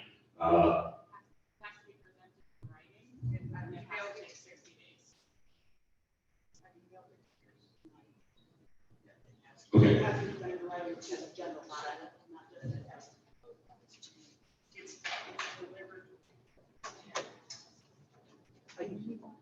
So, I guess, is there a second to discuss that item regardless of, and then we'll hash out? Well, she specifically said a motion to work towards amending the bylaw. As stated as such.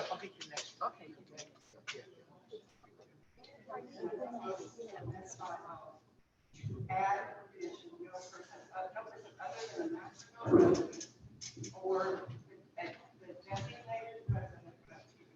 designated representative of a Madisonville based organization or business shall be eligible to serve on. I got a question there. It needs to be seconded. Yes. All right, so I need an active member of the community council to second this item to open discussion. Second is a, you're an active member, but you're not a. No. Okay, there we go. We have a second from Naomi Clark. Okay, so does anybody have any comment, question, discussion for this item? Mr. Todd, can you have your? I'm just going to ask you, since I'm a member now because of my LLC, does this affect me?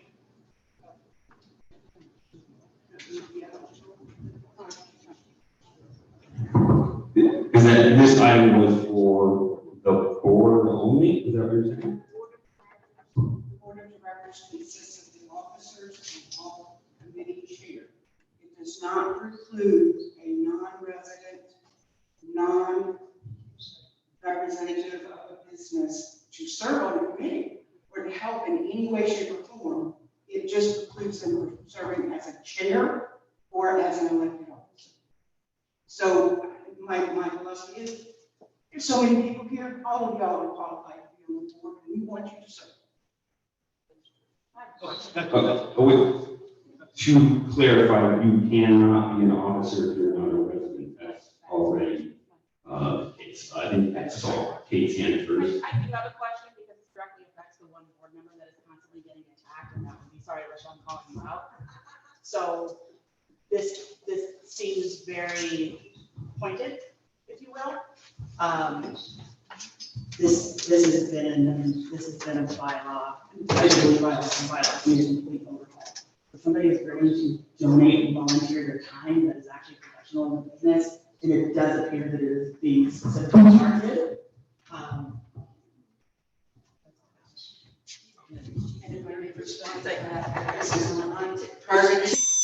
And Alicia can continue to serve in any capacity. There's two things here. One, the committee chairs serve at the pleasure of the president. They are not voted on. They're not voted on. The president appoints his committee chairs or can appoint committee chairs. So secondly,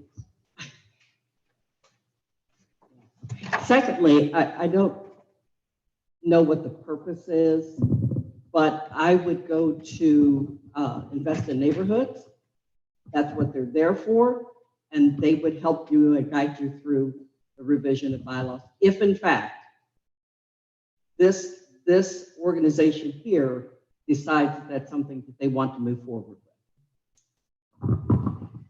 Invest in Neighborhoods has been consulted on this, and they're fully supportive of it, and in fact say that the majority of other community councils have similar rules and in their bylaws, which says if you're a designated representative, you can serve on the board. If you are a resident, you can serve on the board. And Harry nominates, but the board votes. So I'm a new Madisonville resident, my first meeting. I'm looking at the positions and a third of them are open. So is there any consideration that reducing the supply of people who can be in these positions is maybe not the best when we have a third of the positions still open? There are a third open, and there have been a third open for 3 to 4 years.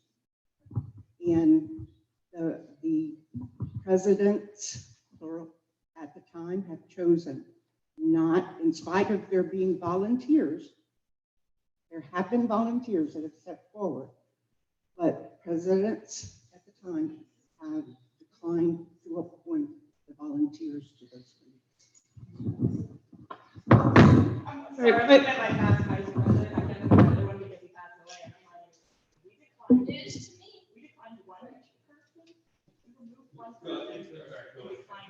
Sorry, just a quick comment. As a member of the board, the current transportation chair, I know it's come up in board meetings. There are a handful of issues with our bylaws. Things are just not super clear. I think it would make a lot more sense to go to Invest in Neighborhoods as a group and say, hey, can you help us with this laundry list of items that we've identified, rather than going piecemeal one at a time. Go with Angie, she hasn't talked yet, so we'll have that. Angie.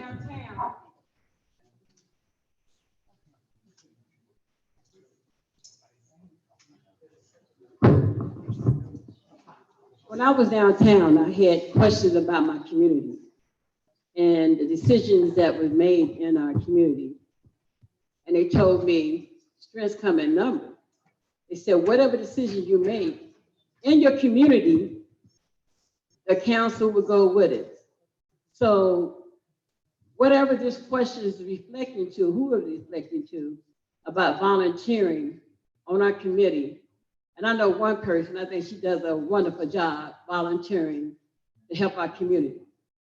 And I don't see anything wrong with her coming in our community and help making decisions for our community. I think she does it. She's very professional. She has credibility. And I just feel like we should be able to vote to have her to remain on as a volunteer. And it's all up to us, not to any other community. Yeah.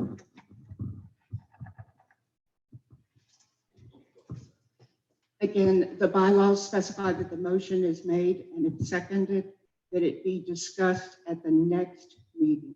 So, in the interest of time, I think it would be good for us to allot this time next week or next month. I agree that the whole entirety of the bylaws need to be looked at, but that position has not been filled by a chair for over a year. Is your motion to be to close discussion and in the meeting? No, there is, the motion here, as I read it, the motion carries over to next month. The motion stays open, and it's discussed and voted on at next month. Okay, understood. But I do make the motion to adjourn. Okay, you have a second to adjourn? Yes, from Kathleen Colley. Okay. Good night, everyone. Thank you for coming out. The HVAC has been turned off. Oh,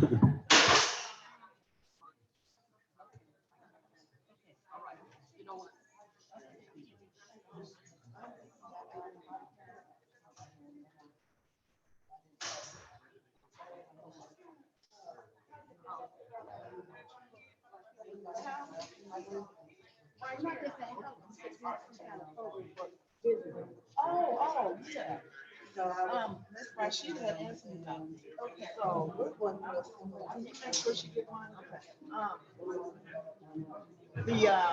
The neighborhood business district support, it's for facade improvement and outdoor dining. For business. Outdoor dining. Outdoor dining and facade improvement, like exterior, you know, anything with the exterior of the building.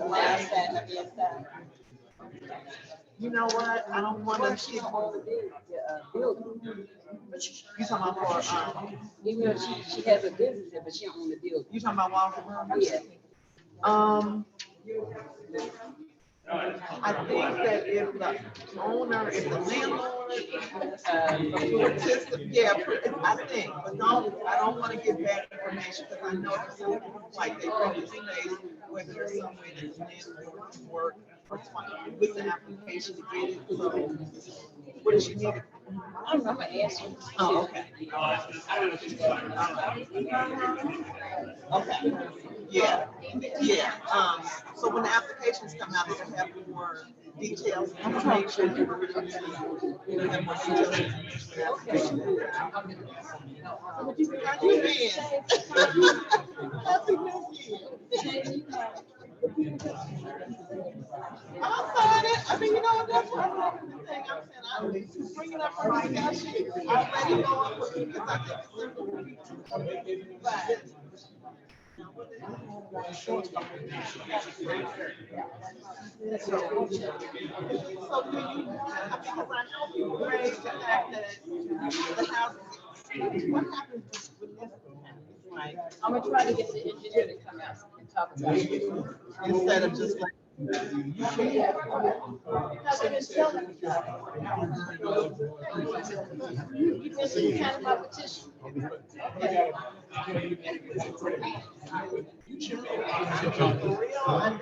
know Nathan's father's house got tore up. Right. And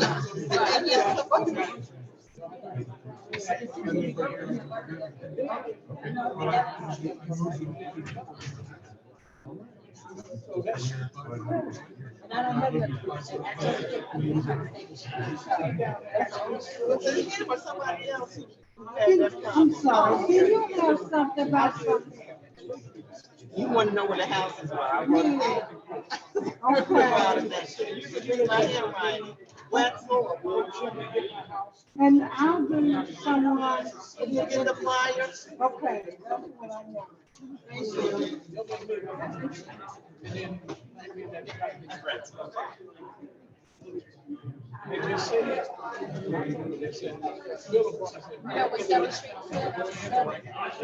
Trying to stay safe. Oh, yes, I think that's a good thing. I like that you're doing that. Well, I need your signature too. Oh, no, I would say thank you for this. Okay.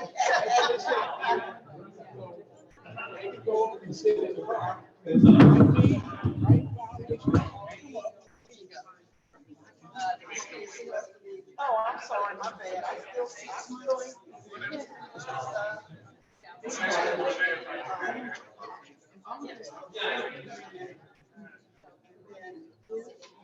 So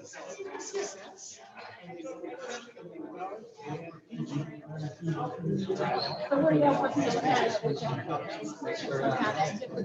Are you on the email list? No. That's just the, it's just the email list.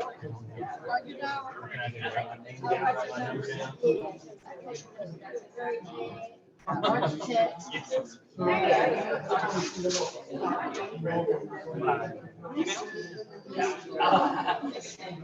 well, definitely interesting. Sure, what was your name? She chose not to. Thank you, dear. And I get back with you on, we're gonna have a meeting. I had death in the family. Oh, Yes. not another one. Thank you. It's just to be on the mailing list, it's like, Oh, that's what it is. Okay, honey. newsletter or whatever. Oh, yeah.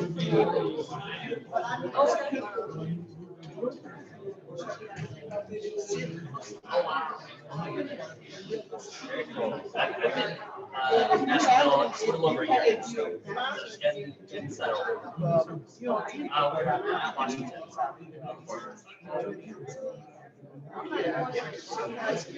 Yes, yeah, and it's so much closer and everything now. You used to be going down the hill and had 10 minutes to everything. So I used to be central.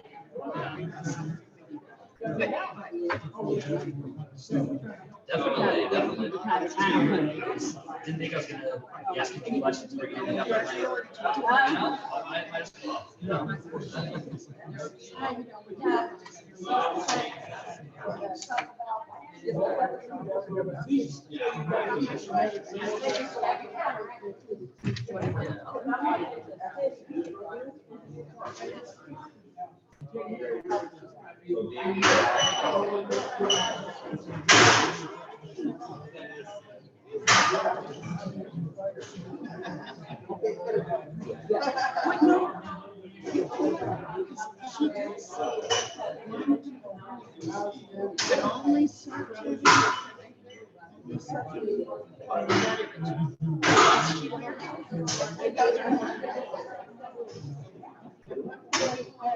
Okay, well, all right.